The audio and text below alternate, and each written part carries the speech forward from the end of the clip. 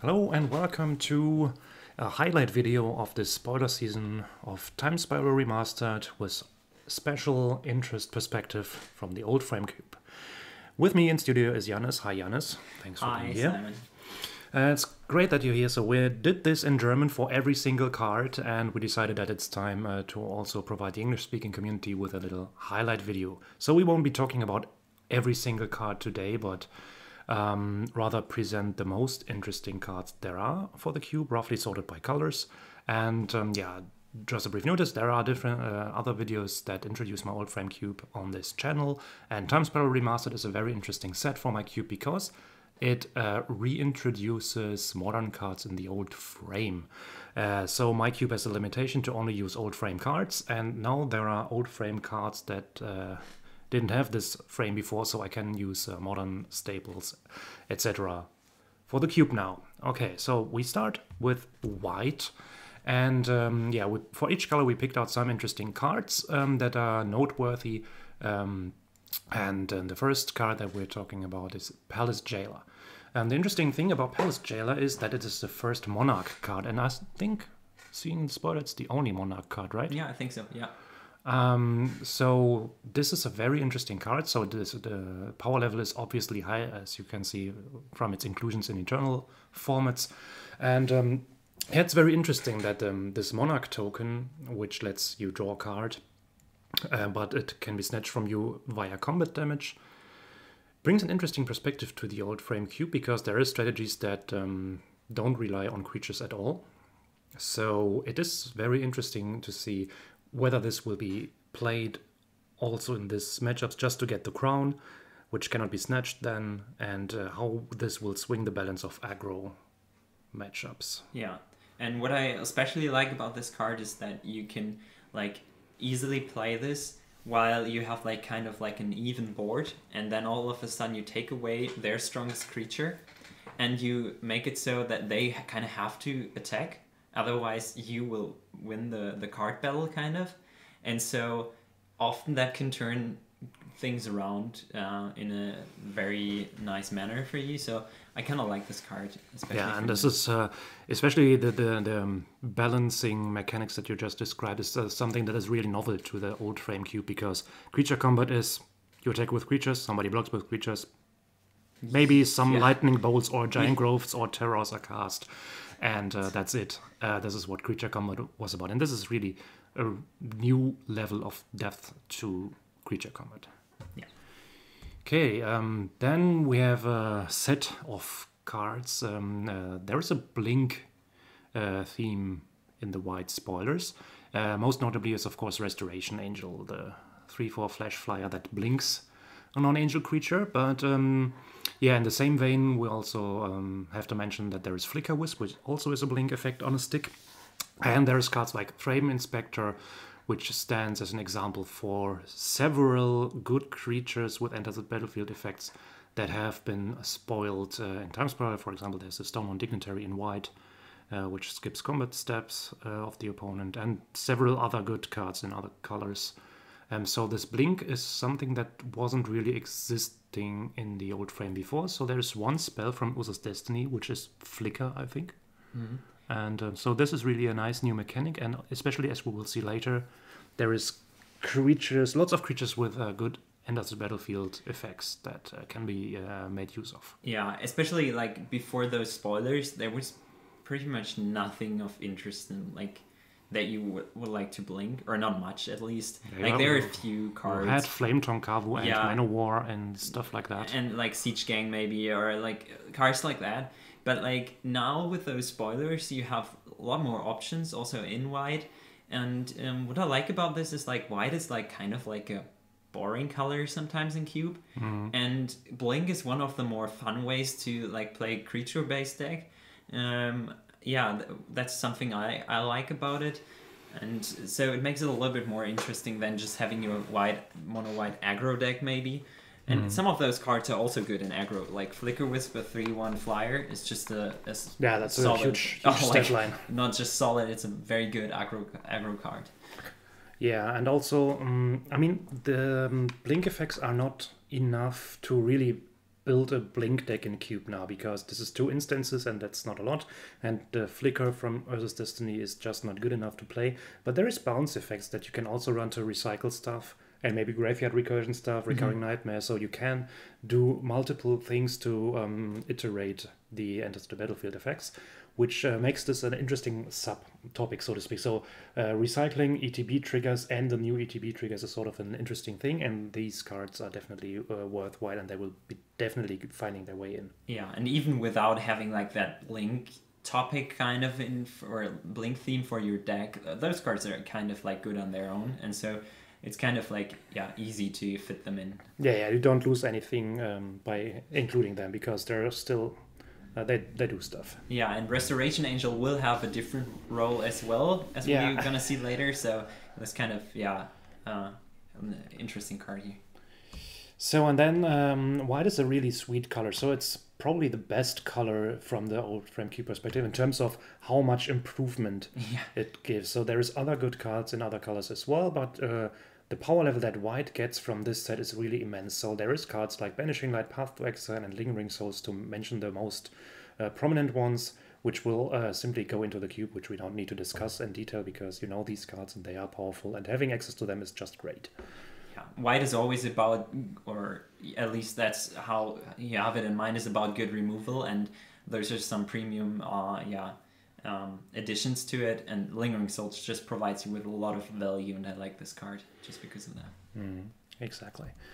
So, and this brings us to blue, and we start with the probably most controversial card right at the beginning, which is True Name Nemesis. True Name Nemesis is a very, very strong card, which is at the brink of unbeatability because it has protection from a player that you choose. And it is so powerful that for formats like European Highlander, for example, banned this card because it turned out that it was too powerful. But it was not... so this banning in Highlander, for example, happened after months or years of discussion whether this is so or not. And likewise, Yannis and I discussed a lot of whether this card is good for Cube or not, because I want blue creatures, because blue doesn't have that many creatures so up to now, but I didn't actually want this creature because it's so powerful that it's maybe too good to go into the cube, and it is probably the only card that is really probably not in the cube because it's too good. Yeah, and like it might not just be too good, it might also be just a card that you don't want to play with because it doesn't like make a lot of interesting games.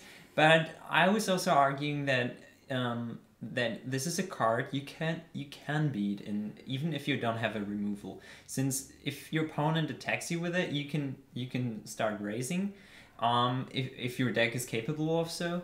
But like then again, in an old frame cube, a 3/1 that is unblockable plus can block any creature for free is a pretty big deal. So you basically have to outnumber the opponent, or you need like something like a board wipe to get rid of it.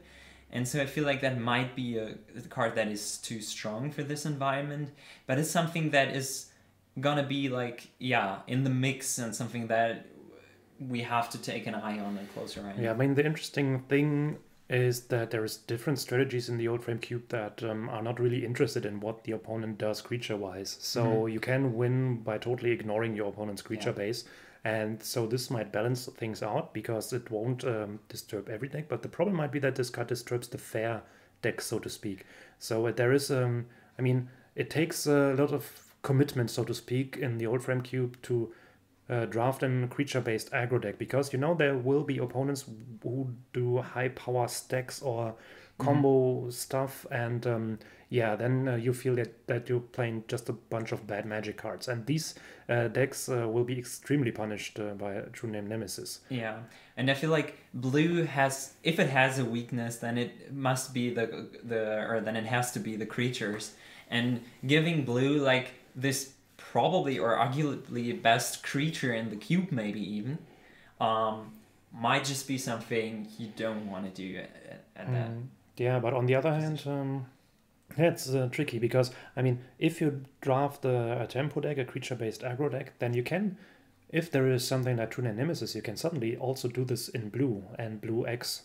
So blue-white tempo, for example, might be a deck which strongly benefits from True Name Nemesis and might thus be strong enough to beat also the unfair decks, maybe. So it's hard to tell whether True Nemesis will simply spoil the fun or will give decks an interesting edge. I think it is capable of doing both, and maybe like the problem might be that just every blue deck wants to include it, and so you're gonna have it in those decks where it fits nicely into the like strategy, and then you're gonna have like the blue combo deck that might just play it against like whatever creature type deck to just like spoil them. But that's something you have to watch, and it is one of the most interesting cards here. Yeah, so I think the go-to line is we include it in the queue, but we will immediately add it to the watch list. Yeah.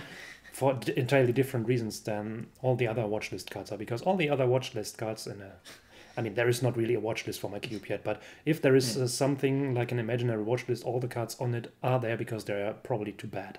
And True Nemesis would be the only one, which is probably too good. So we will watch the impact of this card, but we'll definitely test it.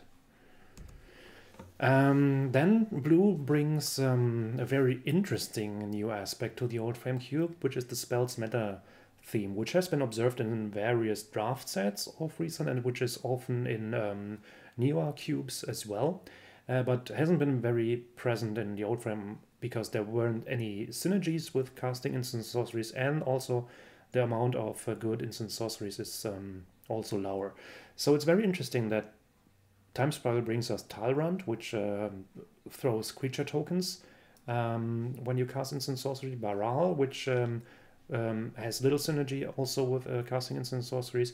And that we get cards like Ponder, which is a very essential cantrip in Magic history, but which haven't existed for the Old Frame Cube so far. So Spells Matter will, as a archetype that will be newly included in this cube, and as you can tell from the number 1 in brackets, there will be a second color, a second part to this, which will obviously be red, as you know from several draft environments, that Spells Matter is usually a blue-red thing, and it's no different here.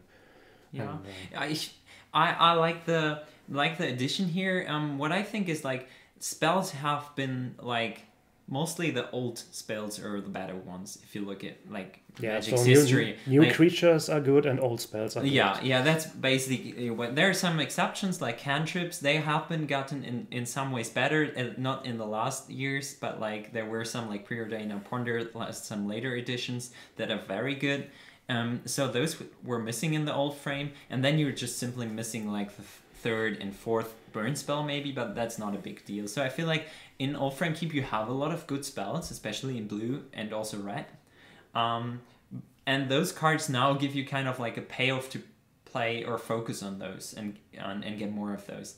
And I feel like if you draft this strategy, you still want to pick those good spells higher than anything else, because your spells still have to be worth playing. And then you want to pick up maybe 1 or 2 of those payoff cards. And I think this adds a little nice addition to the cube. And like, yeah, we're going to talk about it later a little bit more, I think. Yeah, so I'm definitely looking forward to this happening. And then Blue also comes with a bunch of auto-includes. We cannot even list them all. So Muldrifter, Remand, and Mystic Confluence are just powerhouses of spells, which will definitely make the cut in. But there is even more like Repeal and Ninja of the Deep Hours. So Blue is also really, really deep color that gives a lot of power in the set for the Old Frame Cube. Yeah, we were especially happy about Muldrifter, and I think about Remand too. Like, those are also some pretty nice spells, some of the newer ones that are really good, and so I feel like now we're not missing a lot of good spells. I think we got most of them covered. Yeah, I think the blue feels complete now, so there's not a card that we are sad. Maybe Preordain or like... but like that's just like... We expected that we wouldn't get Ponder and Preordain. We expected to get one, and this happened, so it's pretty nice. Let's look at the next color, and we start out with a black card that is not actually a black card, which is Dismember, which is very interesting because it's the first Old Frame card to contain Phyrexia mana symbols, and it is of course it fits in every black deck, but it also fits in every other deck that can afford to pay 4 life and 1 mana to cast this spell, and offers creature removal in colors that don't have access to creature removal so far, which makes this very interesting. Yeah, it's just a nice card that I wasn't aware of actually when we talked about like upcoming spoilers, or at least I wasn't like thinking that they would include a card like that. But now it kind of makes sense to me because it adds like another piece that you otherwise wouldn't get. Like this is pretty much a unique card. Like we haven't seen this effect in the recent years basically, and so it's kind of nice to have this option because I feel like in Cube you always want to include certain pieces that are like artifact based or like colorless and kind of fit in kind of every deck to make the draft a little bit more like nicer, like a little bit like easier for everyone, so that you always have the option to pick some of that up. And Dismember is one of those cards that you can basically include in every deck, like you said. Yeah, exactly. So we talked about what could happen in the spoilers, and we mentioned Murder as a card that is probably not good enough for the cube, but Dismember is really a nice choice to include. Yeah, let's look at what Black also does. So in general, Black is not the deepest color of the Time Spiral spoilers, but it gives some nice aspects, which we subsumed here under Delve and Dredge. So it gives Tazagor and Gurmag Angler as good Delve creatures, and Stinkweed Imp as the one and only Dredge card there is, right? It's the only instance of Dredge that appeared. So Delve is interesting in Cube because it's far away from the power level it has in constructed formats, because it takes much more time to fill the grave. But still, you can cast Tazagor or the Anglerfish at reasonable rates, actually. So, which makes both good creatures in an average deck, I'd say. Yeah, and especially if you focus on that, you might find some cards that help you get to fill your grave, and then those are cards that are premium, I would say. And so, like cards like Treasure Cruise and Gurmag Angler, you gotta make sure that you have enough cards to go into your grave, and probably you don't want to have all those cards in your deck because you can only afford so many cards with Delve. So this is gonna be like the hard part there, to kind of like those cards kind of obviously fit in the same deck, but you don't want to have all of them. But I feel like it's a nice value strategy, and all those cards do those things in a good way. Tazagor obviously being the kind of like the best one because it is the cheapest and offers like a little add-on with that activated, even though that's not so important. And so I feel like it's a nice addition. I'm not sure how good it will be in the end. I think compared with the power level of all frame cards, this will make an impact, and it will definitely be good. Yeah, and like the Imp, for example, it's a 1/2 flyer with Death Touch, basically, which is a good card on its own, and like Tazagor too, and so I feel like you're gonna have the space for that, and it will be interesting to see how fast you can get there and how often you will cast those spells for. Also, little flavor detail that they included a tombstone symbol on the Stinkweed Imp, which was for flashback cards in the Odyssey block, which is a very interesting thing. Yeah, so there's some Grave Matters theme here in Black, and also dipping into other colors. With the Treasure Cruise, and there's a green Delve spell as well, which is not that interesting, but still there is one. And so I'm looking forward to doing some Sultai or similar color graveyard stuff. And also, besides having certain nombos for the old frame, Black also has some auto includes, which is Thoughtseize card we're very happy about, and this is something that feels like an old classic Magic card, but it wasn't, and now it's there. The same is true for Grey Merchant, and Shriekmaw is an interesting part of removal on a stick. Yeah, and also Shriekmaw kind of fits perfectly into that old frame like style of cards, not just because of the artwork, also because of the effect. It's kind of like what you know from like Bone Shredder and cards like that. And so yeah, those cards are nice additions. They fit well, and those gonna be no-brainers, and so we were happy about that. So let's talk a bit about Red, and we also start Red with a single very interesting card, which is Feldon. So Feldon creates on activation a token that's a copy of a creature card in a graveyard. But the token is also an artifact in addition. It gains haste and is sacrificed at the beginning of the next step. So you, Janis, you convinced me of giving this card a try because I didn't see the full value of the card. So describe what this card does. Yeah, this card reads kind of like okay, it's kind of like it has its use. Yeah, you gotta have some good creatures in your graveyard. I see it as like a backup option for several decks that also are red decks most of the time. First of all, Sneak Attack is something that comes into your mind because all those creatures that you're gonna play gonna have some kind of like effect when they die or when they enter the battlefield or when they attack or whatever. All those things you can do with Feldon after you use them for Sneak Attack, for example. And then there are Reanimator decks that might just like throw this card into the bin, but that then maybe have no reanimation spell, and this is kind of like a reanimation, at least for one turn, and there you can profit from them. That on a 2/3 body, which is fairly reasonable, I would say. It might still block some things, and so I feel like this is a nice card for those combo decks who that sometimes lack some like those like actual combo pieces or spells, because sometimes some are not included in the draft or you don't get all of them, and then this is a cool addition. Yeah, and also we talked about that this sort of functions with Goblin Welder as well, because the tokens are artifacts and die anyway, so if you manage to get all these things, all these aspects into one deck and working, then you can maybe even put Goblin Welder to value with Feldon. And yeah, also coming to think about this I was surprised to see this card in the spoiler, but it's actually very obvious because, I mean, this card appeared in the commander sets, but Feldon is a very old character in Magic. There was Feldon's Cane in Antiquities, I think. Really? This artifact that reshuffles your graveyard.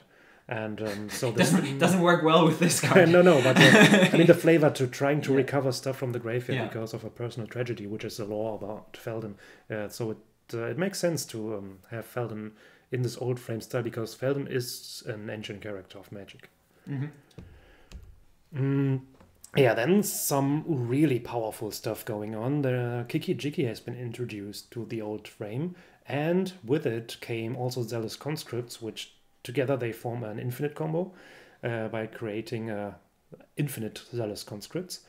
And also the aforementioned Restoration Angel also functions as a 2-card combo with Kiki-Jiki, which is very sweet. So this gives a lot of power level, which maybe be the second part on the too strong watch list, because when it turns out that this is actually boring, that you can instantly win with 2 cards, then one might want to adjust. But on first glance, it feels like this is an interesting addition.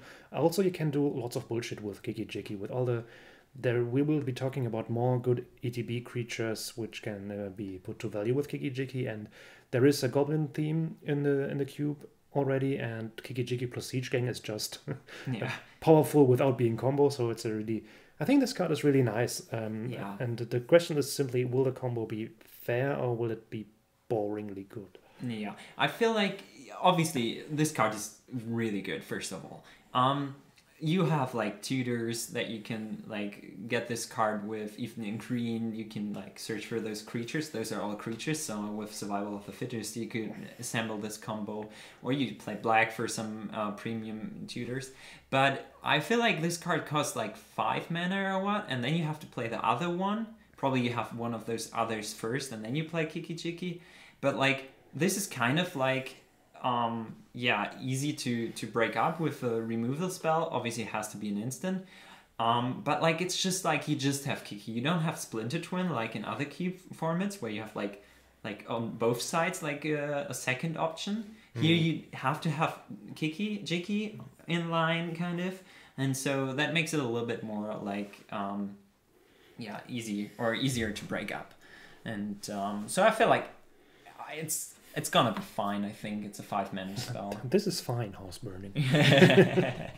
Yeah, so I think so too. So I'm definitely looking forward to test it. And then there's the second part of the spells meta theme that was introduced in the blue part here already. So we have Young Pyromancer, Bedlam Reveler, and Dreadhorde Arcanist, which all revolve sort of around instants and sorceries being cast or being in the graveyard, which is very interesting. And there is some spells which are interesting in red as well. We have put Exquisite Firecraft on this slide as a reference, but there's There was also Lava Spike. Lava Spike, I think. I Yeah. always confuse the name of these burn spells. Yeah. Lava Spike. Yeah. Which might see play in the cube if we want this, which could be another thing. For Dreaded Arcanist as a cheap spell. And I mean, there's Chain Lightning, there's Lightning Bolt. There are already good spells to cast with. And there is Shock.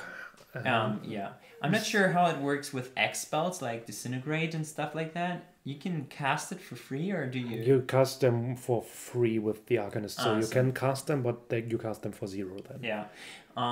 I like this. Like I said, it's a nice addition. Like Young Pyromancer being one of the best payoffs, and also like one of those like really good creatures that you can easily include in your aggro deck and like have just like a few burn spells, and then every now and then profit from its ability, and otherwise it's a 2/1. This is really nice. Bedlam Reveler is, I think, a card that needs to be evaluated. I have no clue right now what I like. It's right on the edge for me. Just because it's like we said, it's not as easy to fill your grave with like a lot of like cantrips and stuff like that, because you can only pick up so many, and so yeah, this is something new. Yeah, but I think the card is fine. I mean, it is interesting that it will lure the occasional aggro and burn player into a trap, because they try to enable it and clunk themselves. But on the other hand, we're talking about the old frame cube here. The power level overall will, even with the Time Spiral edition, will be lower than the average Modern Magic, and simply ramping into Bedlam Reveler is a fine thing to do, because you empty your hand with your ramp spells, and then you cast this guy, get a 3/4 body, and draw 3 new cards, which is totally fine, even without big discounts on the instant sorcery effect. Yeah. And if you manage to get this real pure spells matters deck with lots of good instant sorceries running, then this card will also be insane. So I think I'm very positive about this card. Yeah. And Dreadhorde Arcanist on the other side adds just like a nice creature that has like a good base body, like 1/3 trample, and then you might get back things like Ancestral Recall, which is obviously the best target. But like, there are really good spells in this cube, and so it's nice to have that spells matters theme, I feel. Exactly, and then there is more auto includes, or rather, they are not all auto includes. So Monastery Swiftspear is very nice. Of course, it will definitely go in, and it's also, we could also have Lizard with a spells matters, because Prowess cares about spells. And then there's Alesha, who has just good stats, 3/2 first strike for 3. I'm not quite sure about the Elder Dinosaur Italy. So it's probably kind of good, because it's has a big body and a good effect. But yeah, we have to see if this is actually good enough or interesting enough to put it in the cube. But there is just as an example that there is also cards in red that simply have interesting text printed on them without going, or just high enough power kind of to might include, and to be able to so the real evaluation will be, is Italy better than Sheevan Dragon? Because Sheevan Dragon is not in the cube at the moment, which is a shame. Yeah, I feel like if they're even close, you gotta include Sheevan Dragon, because it's such a iconic card, and it might be just nice to include it anyway. This is something I would think about, or something I would consider. But yeah, Italy is kind of like whatever, but. So this brings us to the last color, which is green. We start out with green removal as the first category, because this is something really novel to the old cube. Green removal was pretty much limited to land destruction and naturalize, sometimes combined in the old. What's that card, like Desert Twister or something? Yeah, okay. There's the Vindicate for 6. Exactly. Yeah. This was the one green permanent removal that existed, but it is too bad to be in the cube. And of course, green could destroy flying creatures already, and could destroy blue and black creatures, so color hosing. But so this Time Spiral brings new naturalize effects in the form of Nature's Claim. But Nature's Claim is also obsolete the time it was printed, because they also include Reclamation Sage, and I think 2 or 3 more naturalize on a stick, which we'll talk about later. And the most interesting card is probably Beast Within, which is a instant destroy target permanent card with a drawback, of course, that the owner gets a 3/3 beast token. But the card is so flexible in the way that you can also destroy your own stuff and get an instant 3/3 beast token as a blocker.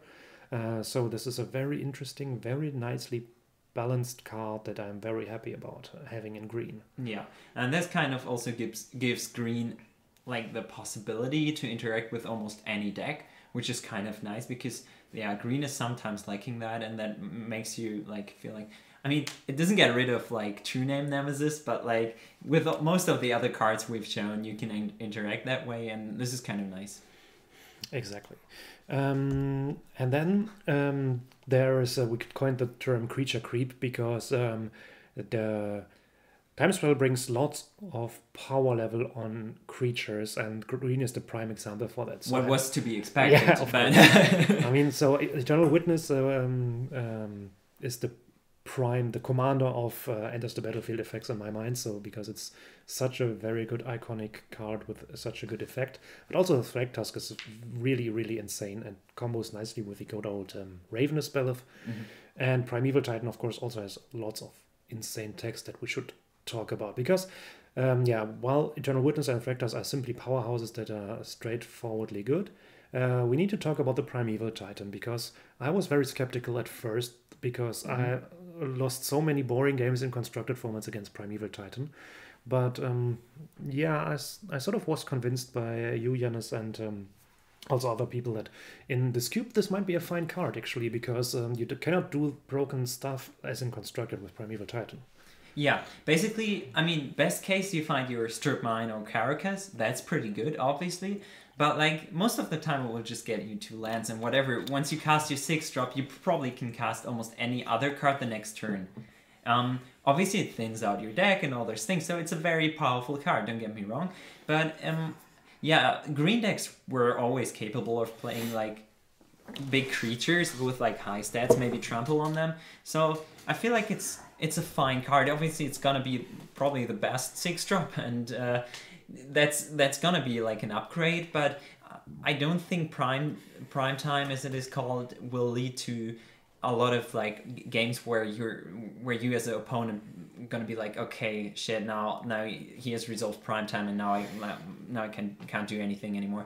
It's like once your opponent resolves it, you're gonna be like, oh, okay, I better hurry up here. But like some strategies, as you said, are like can totally ignore what your opponent does if they don't kill you within the like next 2 or 3 turns, and then it's just a 6/6 trample, which is good but might just be too slow in that regard. And so I feel like it's a very strong card, but like we gotta see how it turns out. But as constructed players will want this card. I think I have to open this myself because it will be pricey, especially in foil, which I want to have. But so it's interesting that we produced this video series and also in German, and so I got to rethink several cards and discard some prejudices that I had. Me too, because like I always had the impression of those cards as being like included in like modern or vintage cubes, and now I had to look at them from a different perspective, and so some cards I was like not as high on, and you were like, this is a nice addition for the cube, and I was like, yeah, you're right, like look at the base stats or look at what this card does. It might be unique, or it might be just something that is just solid, rock solid. And so I like this, how this changes your perspective on cards. This is also one of the major things about the old Frame Cube. I mean, it's on the one hand it's nostalgia to play Magic like in the olden days, but it really gives a new perspective on how you learned things or relearned things in modern Magic times. It's a really interesting experience. And then green has some more cards that are probably simply out-introduced. So there's a third Lanova Elf and Beast Whisperer, which does a lot of good stuff if you have good creatures, and there is plenty of good new creatures from Time Spiral. So this will be a powerhouse, I think. And also Corsair of Crewfix, which has insane stat line, 2/4 for 3 with 3 relevant lines of text. So this is green gets a lot of power from Time Spiral. Yeah, and I mean that's just like we said, auto includes. It's just like Beast Whisperer. It could be a card actually from like earlier times. I feel like the body is like weak enough to be like included in like older sets, and then drawing a card in creature spell is kind of nice. It might be like on the higher tier, but like something, a card that kind of fits nice in the old Frame Cube. And the others are no-brainers at this point. So then we have some multicolor things, which we divide into 2 categories. The first category being value creatures. So there is multicolor. I think came with 20 cards. It is not 2 of each color combination because there's also 3 colored cards. So it's a bit random, and we distilled this to the most interesting things. So we have Knight of the Reliquary, which is an interesting thing and gives green-white, which is, don't get me wrong, it's a kind of a stupid color combination, even in the old frame cube, because there is not much interesting stuff going on. And not much synergy in general. It's just big creatures or lots of creatures, and yeah. But Knight of the Reliquary really does interesting stuff and can turn your land base into a toolbox, which is really interesting. Could go into the same deck as Primeval Titan if you have some synergy going or on with there. Gaddon and like Crucible, those kind of decks. It's a really cool card, actually.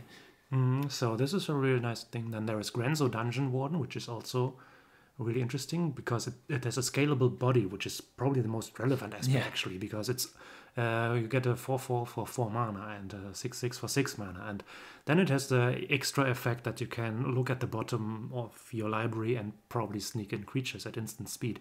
And it's a goblin. Goblin is a theme in the cube, and there is 1 black-red card for goblins already, so. Yeah, and like if you can afford the mana base, then why not? I mean, it's a really solid, like a really actually good card here, just because it has the scalable body, as you mentioned, and then having this like kind of unique value ability, which is kind of new to those kind of goblin aggro decks. I feel like usually have to generate value about like a token strategy or like something like that, and this adds some like a new aspect to it, which I like. Yeah, and also you can use this in, for example, Junt or Grixis or multicolor good stuff decks and simply get some value. So this is really, really nice card that I feel like will do quite a lot. And then there is Bloodbraid Elf. Yeah, this is simply a powerhouse. 4 mana for 3/2 haste with Cascade. So you get 2 spells out of 1 green-red card. So this is a card that every aggro and mid-range deck in these colors will want. Yeah. So it gets worse, of course, if you have decks with mana elves, mana stones, counter spells. These are things that you don't want to cascade into. So it's actually you have to think about it a bit during deck building if you want to maximize this card. But still, I mean, even hitting a Llanowar Elf, it's still a free spell that you get out of your deck. I feel like if you have like just ram creatures, that's fine. You don't want to have like too many like. But I mean, even then, if you have Moxen in your deck, then you have Moxen in your deck, and then you cast this on turn 3, and then it's still really, really good. And so I feel like this card is, it's a powerhouse on its own.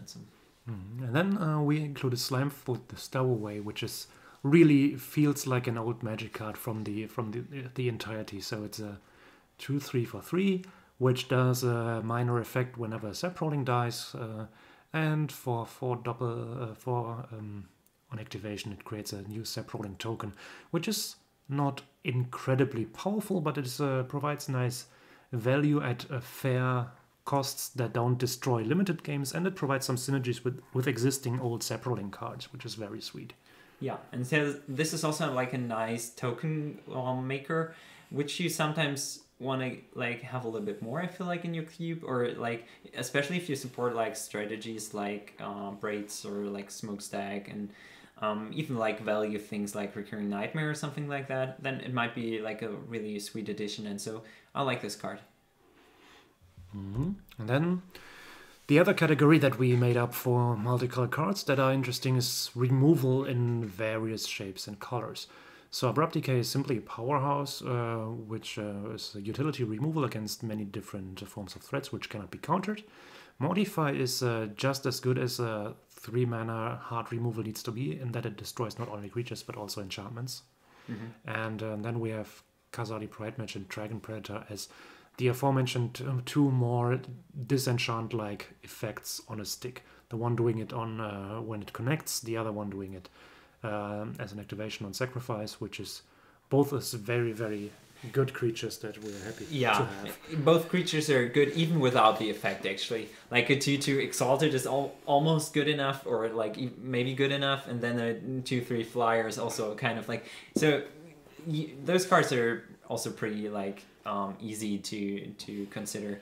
But like, yeah, Decay is a good one because it's like a cheap instant removal in those colors. Like with that one, you can get rid of like something like maybe like a Soul Ring or like a Grim Monolith, like before it like hits its like value, or like this is what I feel is important about, like if you want to remove those things, you gotta remove gotta remove it as quickly as possible, and then this is a premium removal spell. And then we come to the penultimate color, so to speak. So it's artifacts, not really a color, but yeah. Yeah. And we also divided this into two categories, the first of which being mana. We have mana stones, Everflowing Shells, and Hedron Archive, which I think will be auto-includes, but because they're simply very good. Mm-hmm.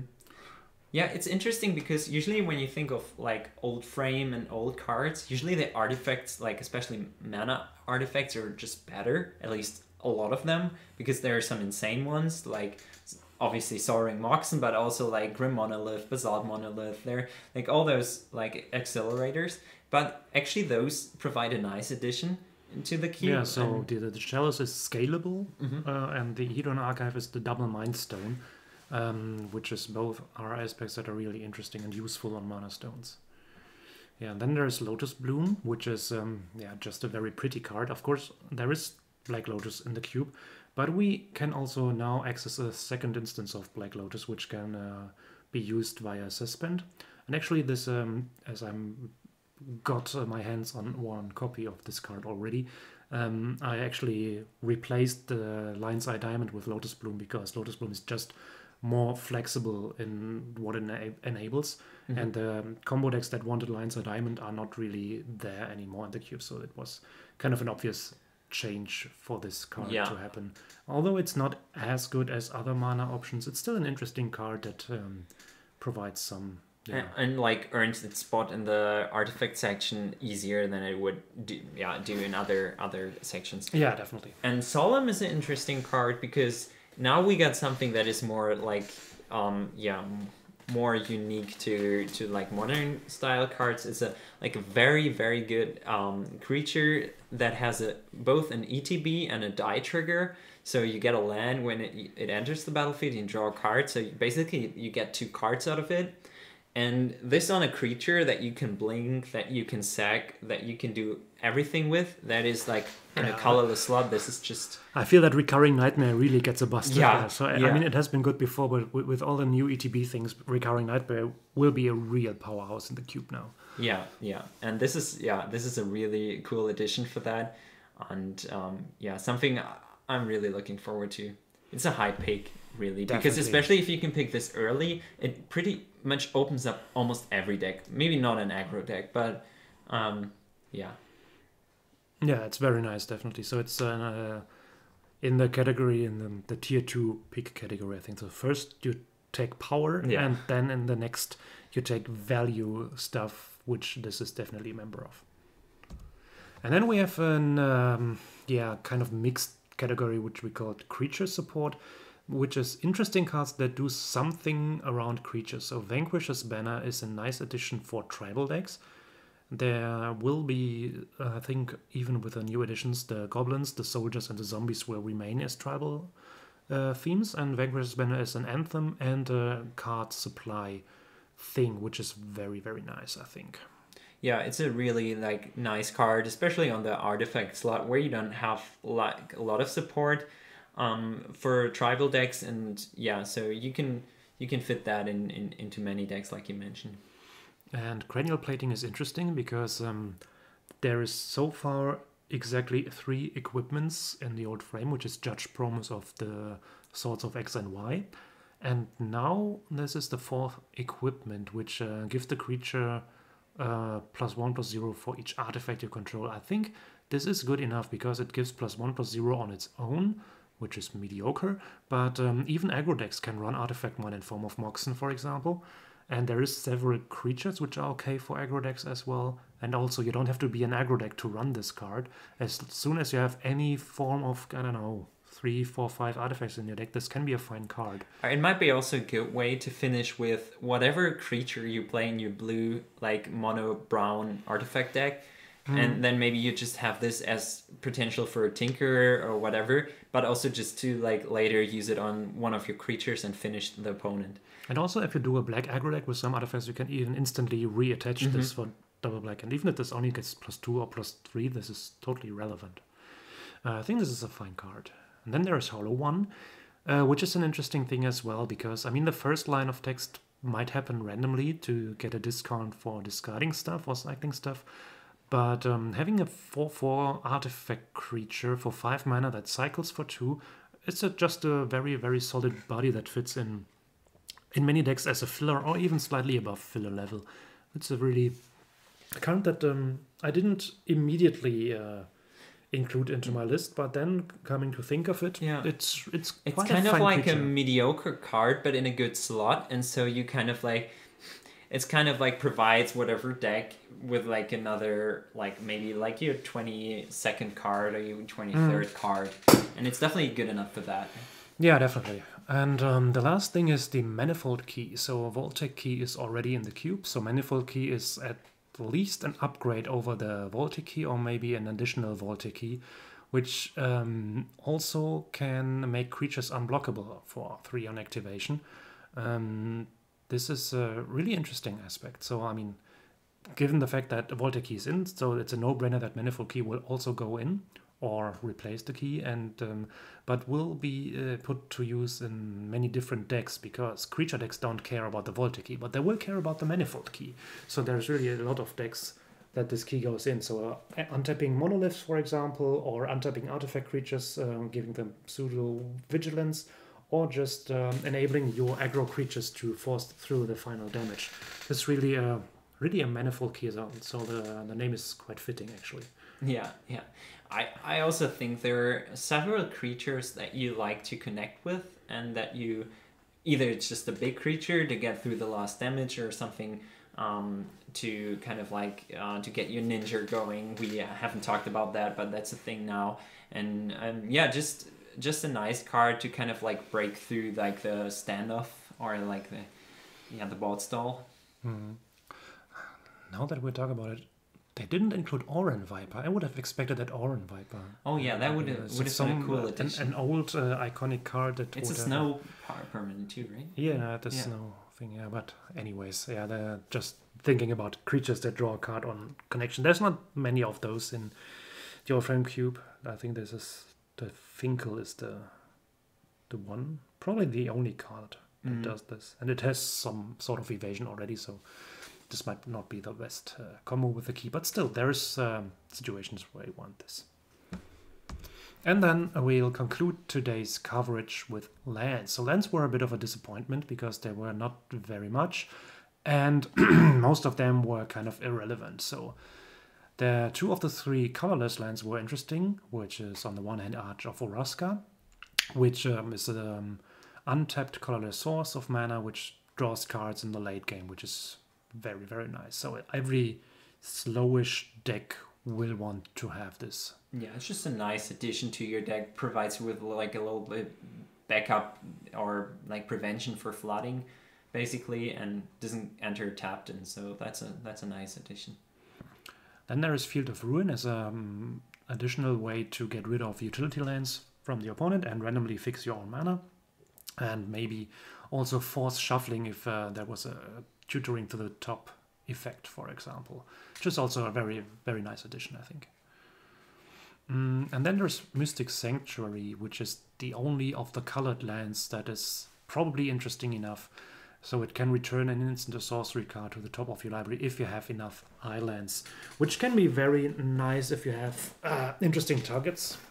So when you talk about the spoilers in German, you mentioned the Wishing Well situation is when you get power pieces like Ancestral or Time Walk or something like that back, but there's also other good cards that you can get back with that card. So it makes considering this card might be worth considering, but not as a land, but as a blue spell. So giving blue sort of so there is this relearn effect. So relearn is a spell that returns an instant or sorcery, and this is sort of this spell in land form, which is interesting for blue.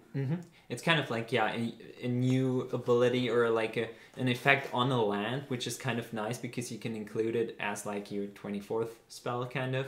And even if it enters tapped, you still get to return that. Oh no, it has to enter untapped. Okay. It has anti-attack yeah, for to get for the effect. Okay, but you can still play it as land. So like even if you don't have it, like it enters tap, but it's nice, and it has this like ability that is especially good with those power spells, and so I feel like it has its place. And there were some like nice spells that you might want to get back, like Mystic Confluence, for example, which is pretty nice to pick up because you can draw 3 more cards or like bounce more things, and so there are some spells that you really would like to get back. Yeah, exactly. So with that, we are through for today, I think. So there might be a few things worth talking about here. Like for example, we were expecting maybe Planeswalkers to see some to be spoiled here, but I mean, come to think of, I'm glad that I don't have to think about what they do for the old frame cube, and so yeah, it's I'm not really missing them, so it's not a bad thing. No, I feel like it's fine. Like you would have only gotten like maybe like 5 Planeswalkers anyway, and then there are like some old cards where you're not sure whether or not they can like deal damage to a Planeswalker or not, or whether or not this like spell can kill a Planeswalker, and so this is something that would be like a little bit annoying, and I feel like it's fine. It doesn't fit the old style very well anyway. You would have to create like a new frame for it, and so I think that this is what they were kind of like shying away of, like creating new frames. For example, for vehicles, they did some things with like artifact creatures and enchantment creatures just using the normal frame. Yeah, exactly. They just wrote it in the type line and ignored the rest. Yeah. And so, but overall, I think we can say we were pretty happy with the spoilers. Yeah, definitely. So there will be 50-ish additions to the cube, and this will be the largest update, one of the largest updates that the cube has ever received. That's definitely will have a great impact to have time spell there. Yeah, and even with the cards that we don't have on our list right now, some of them might be like cards that we're gonna consider in the future once we like done testing, and maybe want to include like in like a certain theme, or want to like provide a certain synergy with more cards. And there are now more options, and that's and also there is several old frame cards that existed before that might be interesting now, that haven't been considered before because there were not really a space for them. Mm-hmm. But Time Spiral might open up some new archetypes which enable including or re-including old cards that didn't make the cut so far. So, for example, more separating synergies, maybe some cards that revolve around spells or something, or tokens maybe. Mm-hmm. Yeah, tokens might be one of the things that we haven't talked about much here, but there were cards like Entangered Virtue and others. Exactly. So yeah, there's definitely lots of stuff going on. So I think we are through for today. So thank you for watching and listening. Thank you, Yannis, for assisting me. It was a pleasure. And check out our other content, and we'll meet again.